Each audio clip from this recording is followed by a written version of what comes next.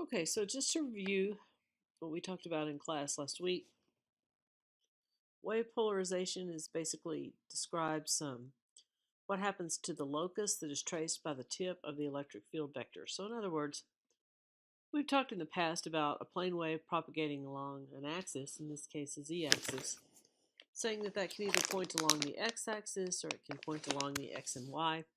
We've always made the assumption that the x and y coordinates or the x and y components are in phase. If they are not in phase, then we have the amplitude of x equal to some ax and the amplitude of y equal to some ay, and there's a phase shift introduced. So if you plug that in then to the expression for E, you find that phase shift shows up with y. And if you now write the corresponding instantaneous field, you find that you have a cosine function, the y direction of which is shifted some phase angle delta. So polarization state basically describes the trace of E as a function of time at a fixed point. So the magnitude of E can be found from the following expression. Assuming here that we're propagating in the z direction and that we have an A component and a y component and that the y component has a phase shift of delta.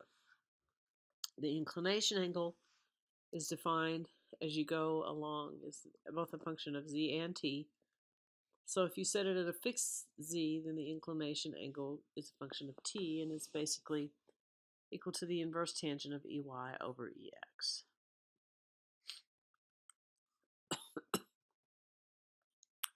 So here's an example of an electric field that has linear polarization. It has a y component and an x component. You can see that if you fix yourself at z equals 0, that basically this wave here is going to move past you, and so you'll see sinusoidal oscillation both in the x and y direction.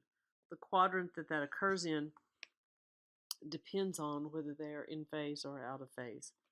And this inclination angle psi is the inverse tangent of minus ay over ax if they're out of phase, and it's ay over ax if they're in phase. So polarization handedness then has to do with just the definition of how we define whether something is right-hand or left-handed polarization. So basically, if you look at the wave, here are two different examples.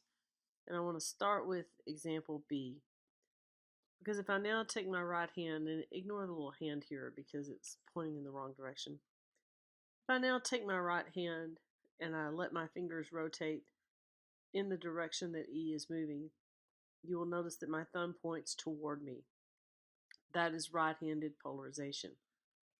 Also notice on figure A, if I take my left hand and I let my fingers rotate in the direction of the electric field tip rotation, then my left hand thumb points toward me. So that's the difference between left hand and right hand circular polarization. In circular polarization, the value of the x and y components are equal. They're equal to some constant a, and the phase shift is equal to pi over 2.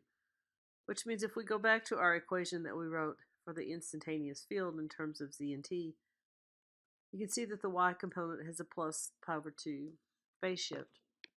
And so when we plug that in, then this cosine function becomes a minus sine function, and we can calculate the field magnitude and the inclination angle. The field magnitude will just be a, and the inclination angle will be, if we take inverse tangent of ey over ex, it's just minus omega t minus kz. So that's the situation if we have left-hand circular polarization. If we have right-hand circular polarization, the only thing that actually changes is the time variation of psi. So you see it's positive omega t minus kz. In right-hand circular polarization, the phase shift delta is minus pi over 2, as opposed to left-hand circular polarization where delta is plus pi over 2.